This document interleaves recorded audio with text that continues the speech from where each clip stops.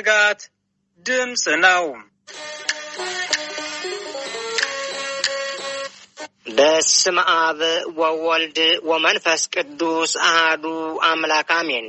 ሐምሌ 7 ቀን እግዚአብሔር አምላክ በአብርሃም ቤት የገባበትና ሳራ ይስሐቅን እንደምትወልድ የተናገረበት ዕለት ነው።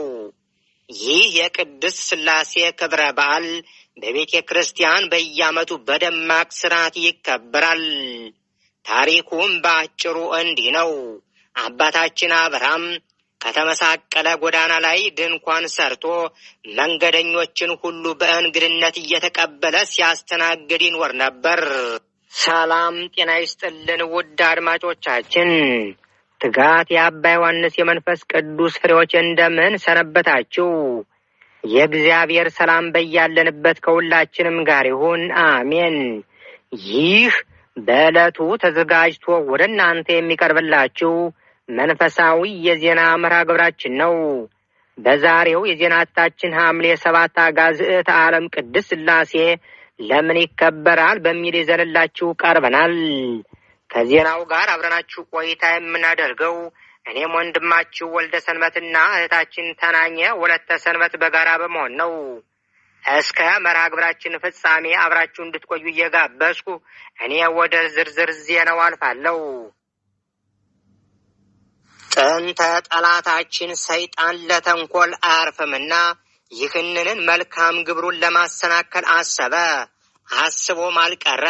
የተጎዳ ሰው መስሎ ከጎዳና ቆሞ አብርሃም እንግዳ መቀበል እንደተወ እርሱ ሊበላ ሊጠጣ ከቤቱ ቢሄድ ራሱን ፈንክቶ ደሙን አፍሶ አጥንቱን ከስክሶ ልብሱን ገፎ እንደመለሰው ወደ አብርሃም ቤት ለሚሄዱ ሰዎች ይናገር ጀመር። በዚህ የተነሳም እንግዳ ወደ አብርሃም ቤት አልመጣ አለ። በዚህ ጊዜ አብርሃም ማዕደ እግዚአብሔርን ያለ ምስክር ያለ እንግዳ አልመገብም ብሎ 3 ቀን ሳይመገብ ጾሙን አደረ። በሦስተኛው ቀን ይህን ደግነቱን እግዚአብሔር ተመልክቶ በ3 ሰዎች አምሳል አንድም በሥላሴው በሦስትነቱ ከአብርሃም ቤት ገብቷል።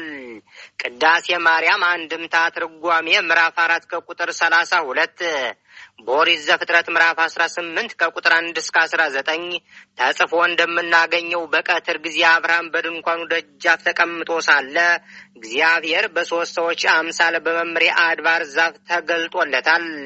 አብርሃምም 3 ሰዎች ቁመው ባየ ጊዜ ሊቀበላቸው ከድንኳኑ ደጃፍ ተነስቶ ወደ እነርሱ ሮጠ።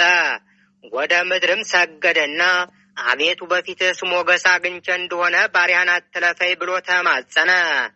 በመቀጠል አብርሃም ጥቂት ውሃ ይምጣላችሁ፣ እግራችሁን ታጠቡ፣ ከዚህችም ዛፍ በታች ረፉ፣ ቁራሽ እንጀራም ላምጣላችሁ፣ ልባችሁንም ደግፉ፣ ከዚያም በኋላ ትሄዳላችሁ፣ ስለዚህ ወደ ባሪያችሁ መጥታችኋልና ሲላቸው እነርሱም እንዳልህ አድርግ ብለውታል። የኦሪት ዘፍጥረት አንድምታ ትርጓሜ እንደሚያስረዳው አብርሃም ሥላሴን ጌቶች ከቤት ገብታችሁ ረፉ ሲላቸው ደክሞናልና አዝለህ አስገባን አሉት። እርሱም እሺ ብሎ አንዱን አዝሎ ቢገባ 2ቱ በግብረ አምላካዊ በአምላካዊ ጥበብ ከቤቱ ገቡ። አብርሃምም ወደ ሳራ ዘንድ ፈጥኖ ሄደና 3 መስፈሪያ ዱቄት ፈጥነሽ አዘጋጅ፣ ለውሽውም አንጎቻም አድርጊው አላት። እርሷም እንዳዘዛት አደረገች። አብርሃምም ወይፈን አርዶ አወራዶ አዘጋጅቶላቸው ተመግበዋል። ወይፈኑም ተነስቶ ስብሐት ለአብ ስብሐት ለወልድ ስብሐት ለመንፈስ ቅዱስ፣ ለአብ ምስጋና ይገባል፣ ለወልድ ምስጋና ይገባል፣ ለመንፈስ ቅዱስ ምስጋና ይገባል ብሎ እግዚአብሔርን አመስግኗል። ከዚያ በኋላ እግዚአብሔር አብርሃምን ጠርቶ ሚስት ሳራ ወዴት ናት አለው። አብርሃምም ከድንኳን ውስጥ እንዳለች ነገረው። እግዚአብሔርም የዛሬ ዓመት እንደ ዛሬው ጊዜ ወደ አንተ በእውነት እመለሳለሁ፣ ሚስት ሳራም ልጅን ታገኛለች ብሎ ለአብርሃም አበሰረው። ሳራ ይህንን ቃል በሰማች ጊዜ ባለቤቷ ማርጅቶ እርሷም የሴቶች ግዳጅ ትቷት ነበርና ሲያረጁ አምባር ይዋጁ እንዲሉ እስከ ዛሬ ድረስ ቆንጆ ነኝን ጌታዬ አብርሃምስ ገና ጎረምሳ ነውን ብላ በማሰቧና መውለዷን በመጠራጠሯ ሳቀች። እግዚአብሔርም ሚስጥሩን በአጽንዖት ለማስረዳትና አስረግጦ ለመንገር አብርሃምን ሳራ ለምን ትስቃለች? በውኑ ለእግዚአብሔር የሚሳነው ነገር አለን አለው። ሳራም ስለፈራች አልሳኩም አለች። እግዚአብሔርም መሳቋን እንዳወቀባት ከነገራት በኋላ በድጋሚ በዓመቱ ወደ አብርሃም ቤት እንደሚመጣና ሳራ ወንድ ልጅ ይስሐቅን እንደምትወልድ አብስሯቸዋል። በዚህ ትምህርት ብዙ ምስጢራት ይገኛሉ። ጥቂቶቹን በመጠኑ ለማስታወስ ያህል 3 ሰዎች ሊቀበላቸው ወደ እነርሱ የሚሉትና ሌሎችም በብዙ ቁጥር የተገለጹ ተመሳሳይ ሐረጋት የእግዚአብሔርን ሦስትነት፣ በፊትስ ሞገስ አግኝቼ እንደሆነ ባሪያህን አትለፈኝ የሚለው አረፍተ ነገር ደግሞ አንድነቱን ያመለክታል። ሳራ ዳቦ ያዘጋጀችበት 3ቱ መስፈሪያ የሦስትነቱ፣ ዳቦው አንድ መሆኑ ደግሞ የአንድነቱ ምሳሌ ነው። ሥላሴ አብርሃም ያዘጋጀውን እንስሳ ተመገቡ ተብሎ መነገሩም በሰው አምሳል ስለተገለጡና ለአብርሃም የበሉ መስለው ስለታዩት ነው እንጂ ለሥላሴ መብል መጠጥ አይስማማቸውም፣ አይነገርላቸውም። መምህራን ቤተ ክርስቲያን እንዳስተማሩን ሥላሴ ምግብ በሉ፣ እግዚአብሔር ምግብ በላ ማለት ቅቤ ከሳት ገብቶ አልቀልጥም እንደማለት ነው። መብላት መጠጣትን የመሰሉ የሥጋ ተግባራት የመለኮት ባህሪያት አይደሉምና።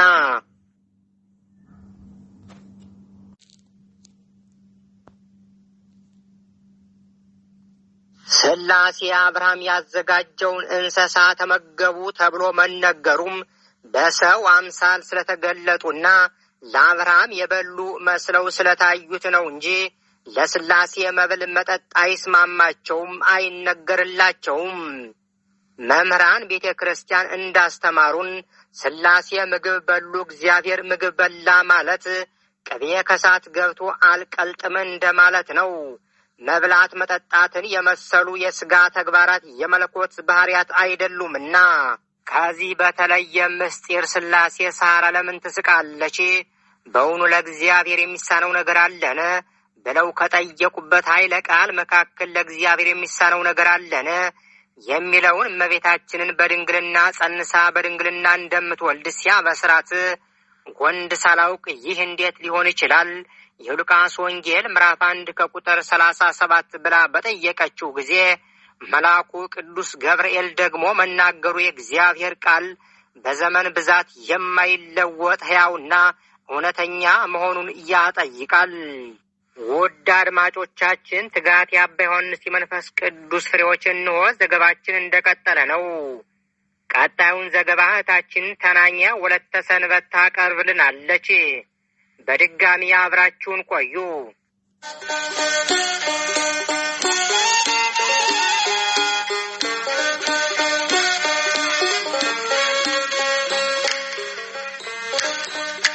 እግዚአብሔር አብርሃምን ሳራ ወዴት ናት ሲል መጠየቁም ያለችበት ጠፍቶ ሳይሆን የሚነግራት ታላቅ የምስራች እንዳለ ለማጠየቅ ነው።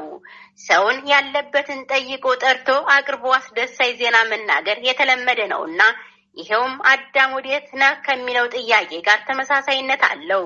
ኦሪት ዘፍጥረት ምዕራፍ 3 ከቁጥር 9 እግዚአብሔር አምላክ አባታችን አዳምን ወዴት ነህ ሲል የጠየቀው ያለበትን አላውቅ ብሎ ሳይሆን ቃል በቃል ሊያናግረው ከልጅህ ተወልጄ አድንሃለሁ የሚለውን የድህነት ቃል ኪዳን ሊሰጠው ፈቅዶ ነበረ።